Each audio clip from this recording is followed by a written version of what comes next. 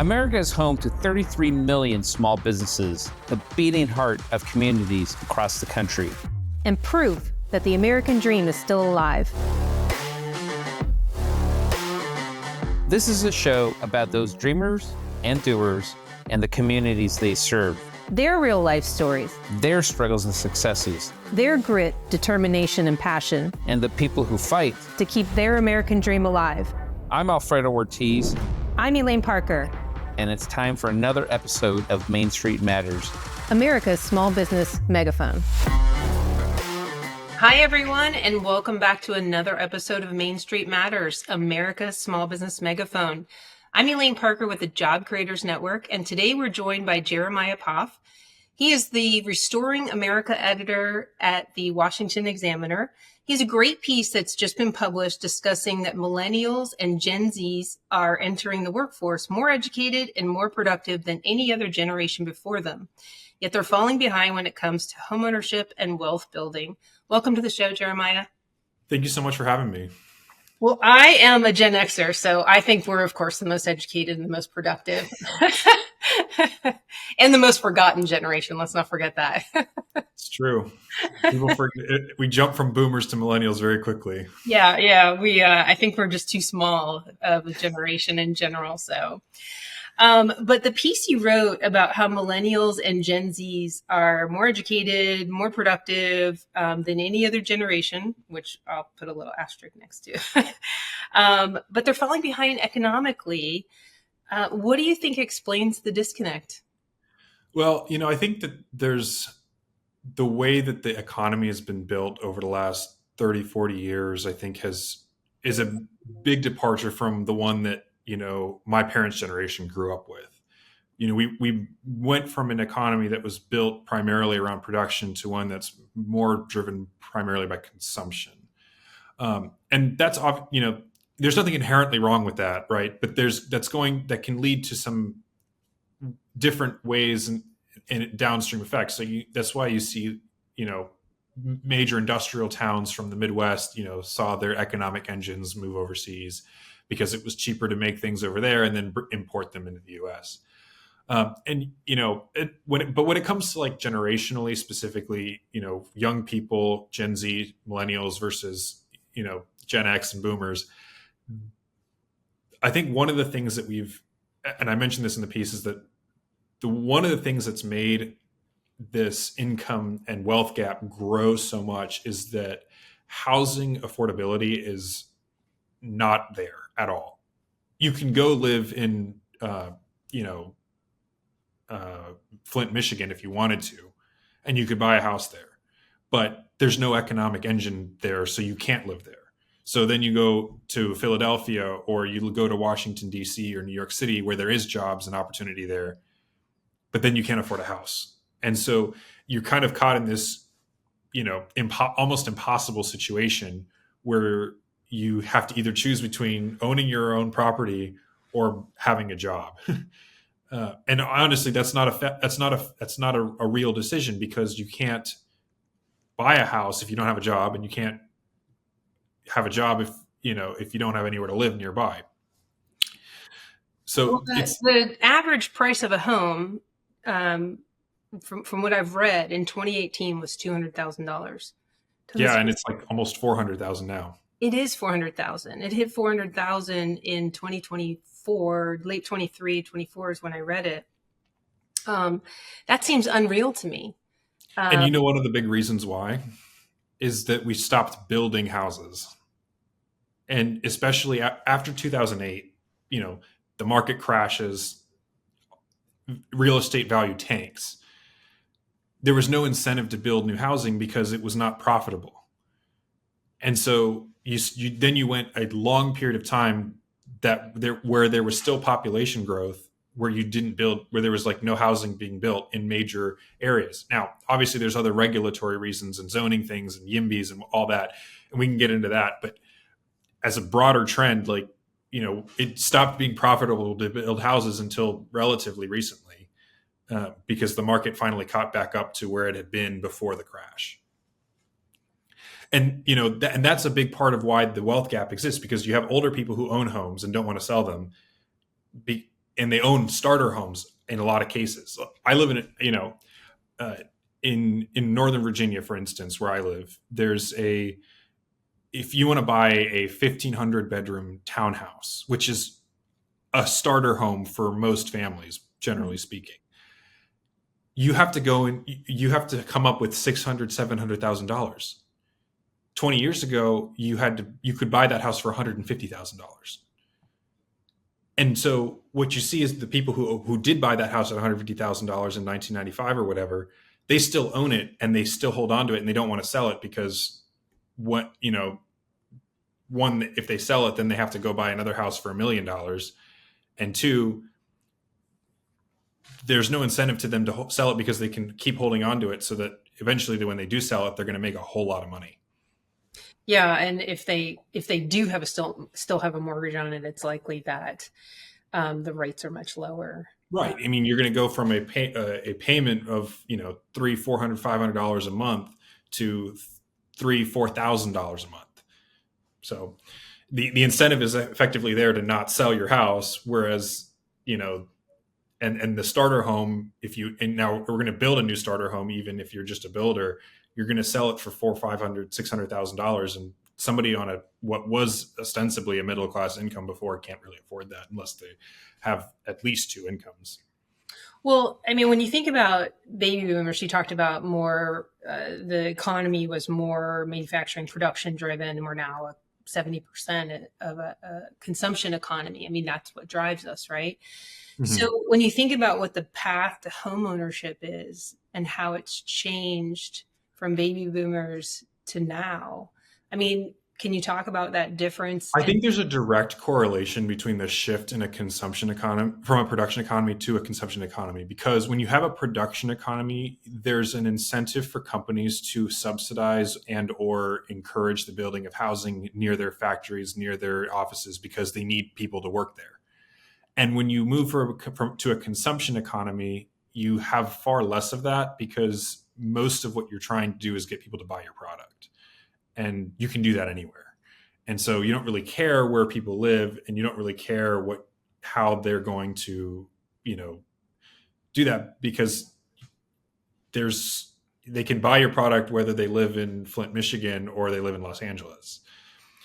And, that works well for the company, but it doesn't create the incentives needed to build housing and whatnot in a certain area. And then the other thing that I mentioned in the piece is that it's a lot easier to make the production that we do have is very, very efficient and technologically assisted. And so what used to take 5,000 factory workers now takes 500.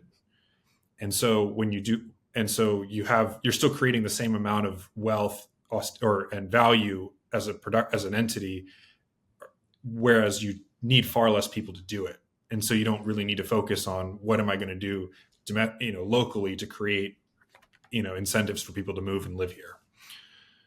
So from my perspective, as someone who hasn't sort of studied the different generations, my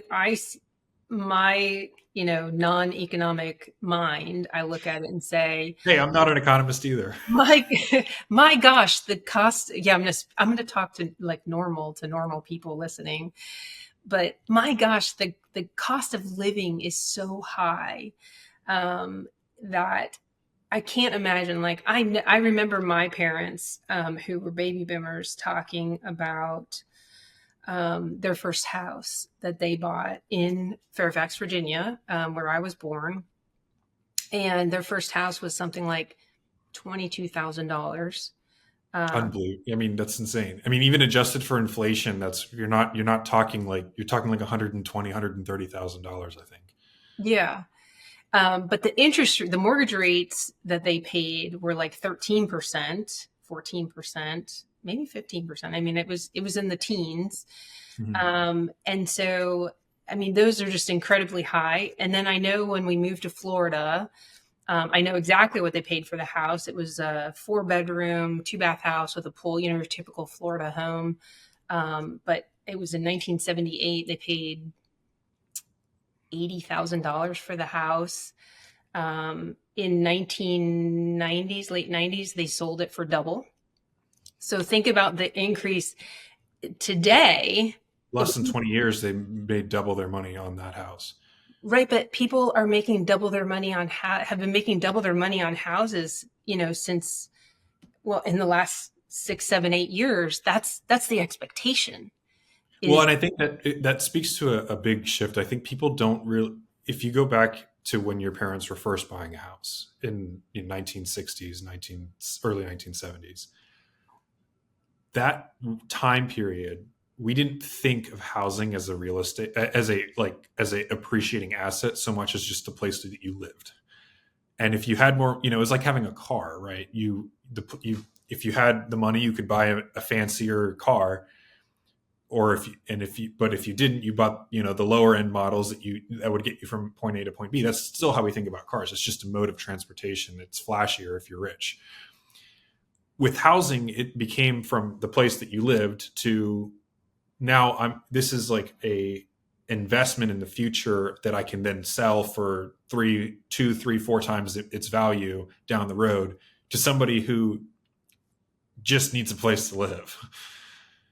And I think the real problem, especially, is that when you started turning starter homes and condos, things where people got their foot in the door to start building, stability in their lives, when you started shifting that from this is where you live to this is how you make wealth, that shift changed the way that we thought about housing and it is a big, I think, driver for why we now have this massive wealth divide between older generations and younger generations.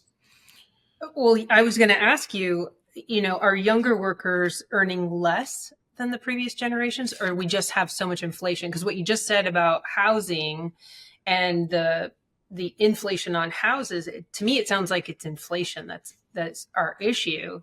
Inflation has certainly contributed to it. The value of a house in 1970, adjusted for inflation, is not the same as it was today.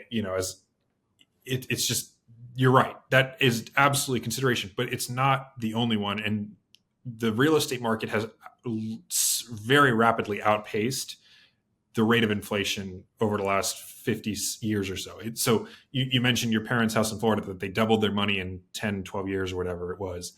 That outpaced inflation by a significant amount. My parents bought their house in the country in Virginia for $375,000 in 2005. That house today is worth about $700,000.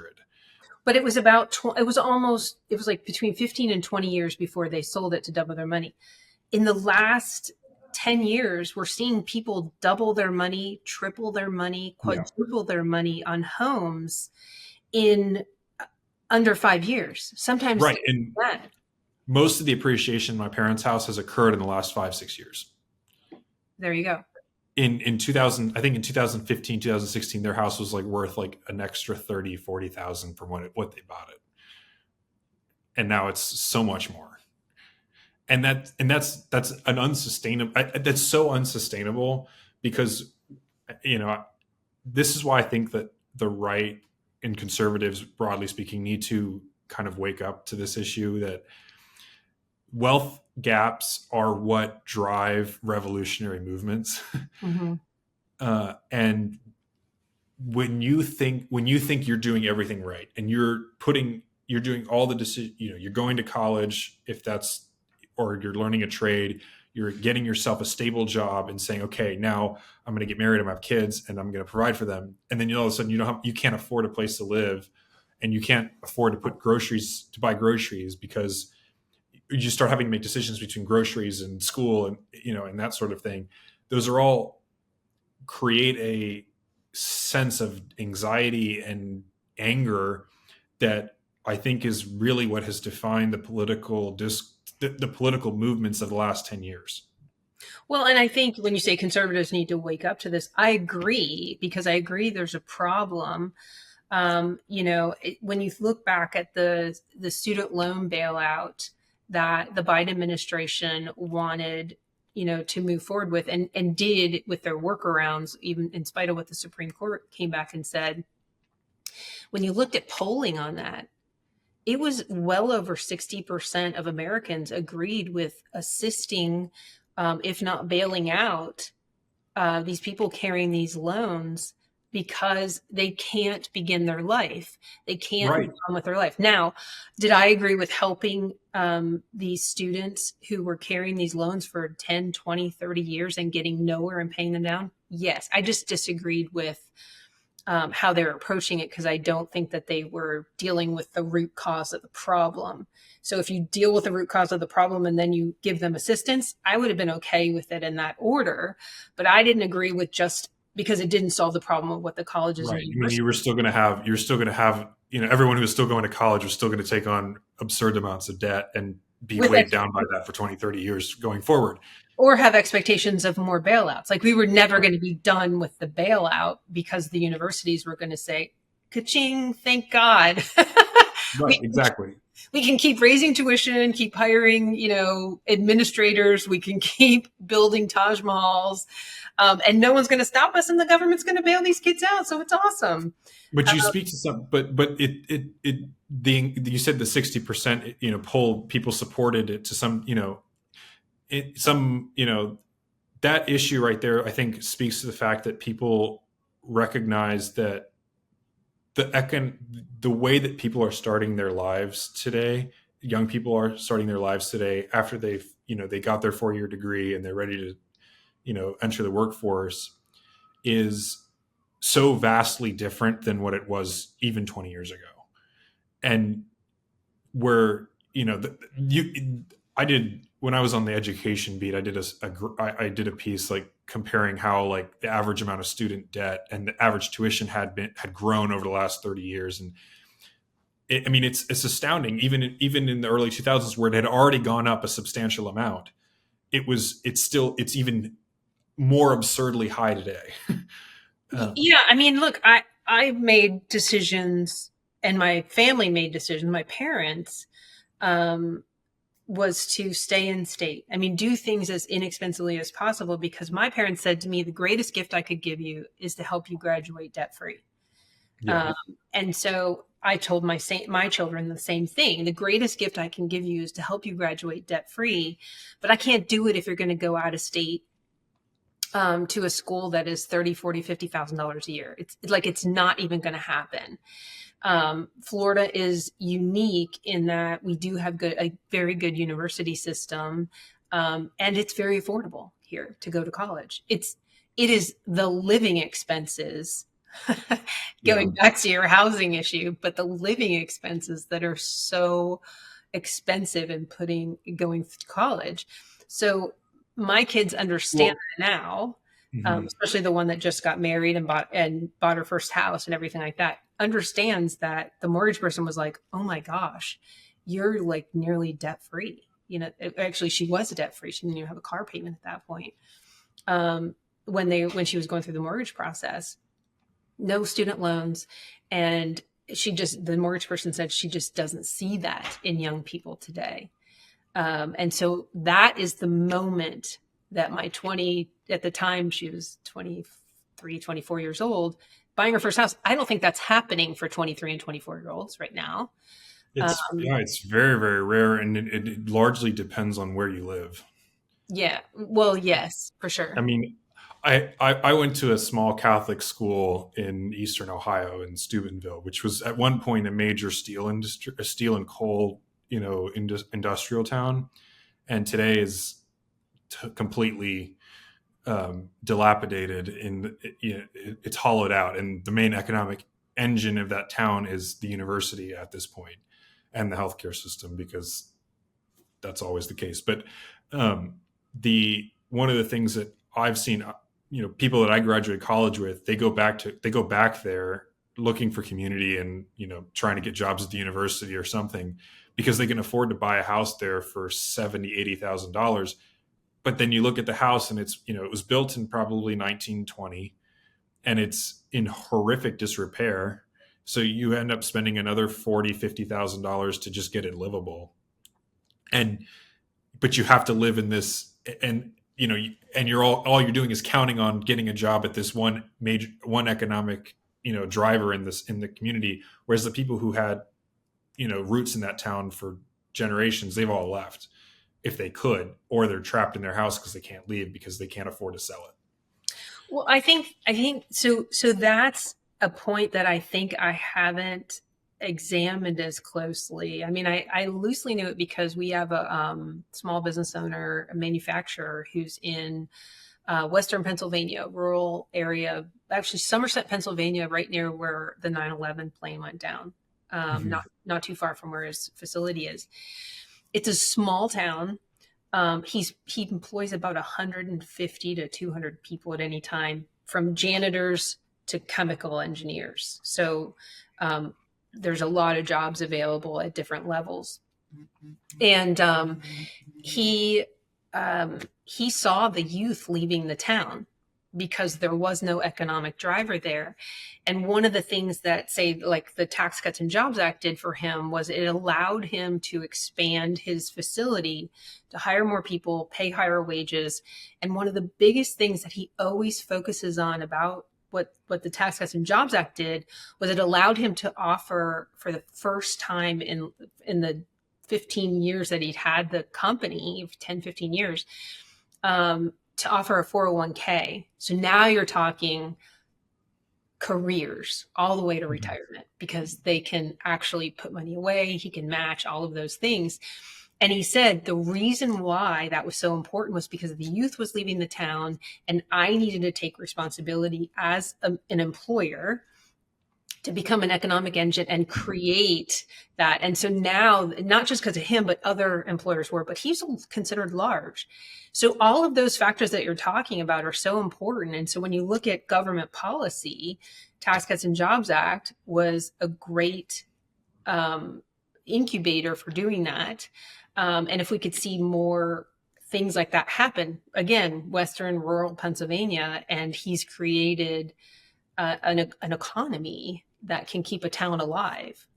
And I think what people often in business, and this is, I think, one of the reasons why there's such an animosity towards large corporations and Wall Street, is that those large corporations and Wall Street don't often feel as though they have a fiduciary and moral duty to the communities where they establish their business operations. I think the quintessential example of it is Boeing, which has been through some really bad series of public, very and tragic events over the last decade. But their headquarters was in Seattle. It was in the same building where they built all their 747s for decades. And then in the late 90s, they moved it to Chicago, but kept the plant in Seattle. And then they moved it again to Washington, D.C. And to me, that kind of exemplified, you've just divorced the people who work for the company from the people who run the company. And they don't feel there's no longer a sense of duty to one, from one to the other anymore. And you end up with things like bad quality products that end up in the loss of lives. And you end up in a situation where the company is willing to cut jobs that are necessary in order to maintain those high standards of quality, because all they're looking at is the bottom line. They're not looking at the way that people are approaching the jobs and what those jobs mean for the community and for the product that you're creating. So it's such an easier message for the left and Democrats in general, who and especially the Democrats like in Zohran Mamdani. He's running on this whatever you want to call it, democratic socialist message. But it's resentment politics, basically put. but it's an easy message because of what you've just laid out, and that conservatives are saying, well, you just have to work hard, and the more the lower the taxes, the better you'll do. And what conservatives need to do is really take a moment and look at stories like what I just told you. And when you say the moral obligation that small business owners, this particular small business owner, took upon himself, he's just a manufacturer. That's it. He's just a guy who makes chemical compounds. And he looked around and said, I'm not going to have anybody to hire at my company. I'm going to retire. I might sell it, but there's going to be no one left to work at my company that I have built my whole life, my whole career, unless I figure out how to create an economic engine. So it's not that conservatives don't have the policies or the ideas. I don't think we're educating Americans and other entrepreneurs about how the domino effect that can occur with the right policies and with the small business owners across the country bringing back manufacturing and creating these economic centers. I think Trump was the only person in my lifetime to really, on a national scale, to talk about it in that way. Because what did he go? He went to Detroit and said, they stole your jobs and we're going to bring them back. I mean, and the old guard of the Republican Party kind of lost their minds because they were like, well, we want cheap things. Like that's, if you bring them back, it's going to be more expensive. But that, I think, ignores the value of the job itself, because it's not, we don't look at things. Scott Bessent said earlier this year that the essence of the American dream is not cheap goods. And I thought that was such a great quote, because it is true. We don't look at our quality of life based on how cheap it is to buy, the latest television set or a smartphone, or even groceries for that matter, which just keep getting more expensive on, but that's not what our quality of life is measured by. It's do we have a job? Do we have stability in our lives? And can we provide for our families? And that's, I think, we can forego cheap TVs and, streaming services and all this other stuff that have been major growth booms in the economy, if we can still have the jobs that made our communities strong. So is it a policy? I mean, like, I think there's some policies that can help, I think, but there's also, I think, been a bit of a mindset shift among professional classes in general, whether it's those who work in large corporations and or even in business in general, or even in the government, that the companies are there to make money and create shareholder value. And I think there's an ignorance about the responsibilities that they have in turn to their communities. And one of the things that conservatives like to do when they talk about the free market is that any sort of criticism of corporations is effectively socialism. And I think that's a mistake. And I think that that's one thing that people that, there was who was cheering the trade deals that moved all those jobs to China and Mexico? The corporations were, even though they were enabled by the company, by the government, and the government was the one that created the avenues for them to do that. And I think that's an important part that needs to be considered in all of this. That being said, Zoran Mamdani, Bernie Sanders, when they talk about these things, they're tapping into an anger and then presenting a vision of a solution that will only result in more problems. But what is the saying, in the absence of a plan, my plan is the best plan? Well, right, exactly. And Trump's the only person who's even tried to propose a decent plan in response among prominent people in the Republican Party and on the right, because he said, okay, we're going to start putting tariffs on foreign goods, which is going to make it more expensive to make them over there. Hopefully it'll lead to enhanced production here. It's going to take years to see if that actually bears out. We're only in 8 months of this administration. Right. But it was a plan that people could identify with. Right. And I think that's, that what you just said really, really matters, because if I look at the system, I'm a young person, I think, I work in politics. I think a lot about this, a lot more than most people do. But if I'm an average person who says, okay,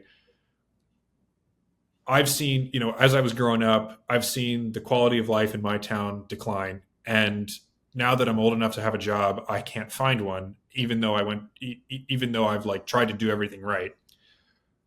And I hear politicians talking large platitudes about all this, about these things, and they keep going back to Washington for 2 and 6 years, and then they come back here and say the same thing, and nothing changes. I'm just going to vote for the guy who promises to destroy the whole thing. and Trump was that for, in the presidential election, and in New York City, where cost of living is like $5,000 a month for a studio apartment, that's Zoran Mamdani. Right. We can criticize him for his insane ideas like government run grocery stores and whatever else he's got planned, and high taxes on the rich that are just going to leave town. But he's presenting a solution and no one else's. And so he's vowing to break the system. So we're just going to vote for that guy because even though I think some of these people might not even be socialists, they're just going to vote for the socialists because there's no one else to vote for.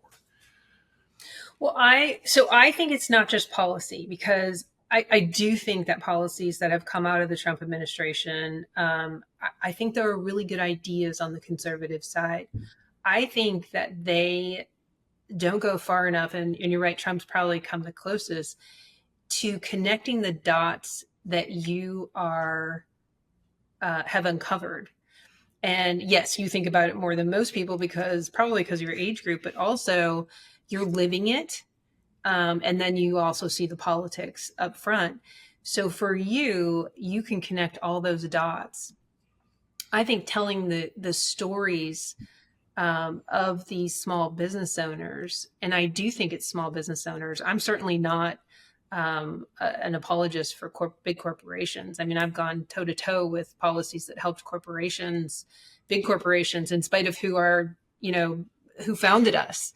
Who founded Job Creators Network, because, Bernie Marcus always said the corporations will take care of themselves. Even what he was always worried about was the small business owners because of the disproportionate impact of these policies on small businesses. But if we were able to get these stories out, and I'm happy to introduce you to some of these small business owners who can say, this policy caused me to make these decisions, which resulted in these consequences and benefited not just my company, not just my employees, but my community in these ways. I think that getting those stories out, which is what I try to do, is one of the best ways to help educate Americans. And so, one, it would maybe help conservatives and Republicans understand how to message their policies better, which I think is, again, I think Trump's probably the only person and the best person who's done that, although closely followed by Scott Bessent. I think he's amazing too. But Democrats always seem to be able to message what their policies are in such a stronger way that connects to people's hearts. And that has been why somebody like a Mamdani is able to do so well. And granted, you think, oh, well, it's New York City. Of course he's going to do well, in a city like that. But I don't think so. That's the free market capital of the world. Yeah. Well, I think one of the reasons, I think you made a really good point there, that these stories, especially about how Democrats and Republicans don't do a very good, or Republicans don't do a good job of connecting what they've been doing to the lives of individual people and business owners. Whereas Democrats are always eager to show look at this poor woman, a single mother with 4 kids who's not going to be able to go to the doctor anymore because of Republican Medicaid cuts, which usually isn't even true anyway. They give a human face to the message that they're trying to convey. Republicans actually do this really well on immigration. It's theater. It is theater for Democrats. They have a script, they have actors, they have stage, and they have a platform with the media to carry their message, to carry their water. I mean, it's true, but it doesn't mean that Republicans can't do it too. I mean, Trump did a really good job, I think, in promoting, showcasing the people who were affected by the lawless border policies of the Biden administration throughout his campaign, and even since then. and now even what he's doing with the crime in Washington, D.C. You could do that with the economics of the economic policies that he's trying to do, and showing how small businesses and, not the big corporations that everyone likes to vilify, but how the day-to-day, businesses that we love are affected by what happens in Washington, and how what the Trump administration is doing is helping them. And those are the kinds of things that can counter people like Mamdani. But, the other thing you're dealing with is that New York City is a captive electorate in a certain sense. Yeah. And so, Andrew Cuomo is not the answer there, because he can't really articulate a reason for why he's running. Mamdani is going to win because he's not running against anyone who's offering a competing vision other than the status quo. Right. Yeah. Well, I could talk to you for probably 2 more hours. And I know when we met last year at Starbucks, we spent probably 2 hours talking about college. I think I told you that Trump was going to win the popular vote, and you were very shocked that I said that, but yes. It happened. Only because Republicans never win the popular vote. But he continues to defy the odds in every way. Indeed. And I think his policies have been great for the country, and for everyday ordinary Americans, which we haven't seen that in a long time. I worry about beyond Trump and who can carry the message and bring those messages to cities like Detroit that are just so simple. They took your jobs, and I'm here to bring them back. I mean, yeah.